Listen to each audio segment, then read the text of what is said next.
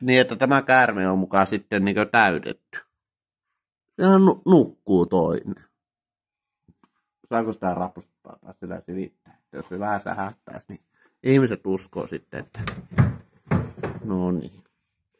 Voi toista. Kyllä tämä on ihan oikea käärme, mutta se laittoi nukkumaan. Saanko mä antaa hiireen sille vaan, kun se tänne syö nyökkää tai puista päitä? 2 viikkoa menee yhden. Mä tykkään tämmöisistä. No ota päästä kiinni, niin näet, että se liikkuu. Niin. Sitten lähet sieltä. Täältä. Niin. Kato, niin kyllä se liikkuu. Kyllä se liikkuu. Semmonen. Pitää antaa toisen nukkaan. Ne on sympaattisia eläimiä. Toisinko semmoiset eräät ihmiset.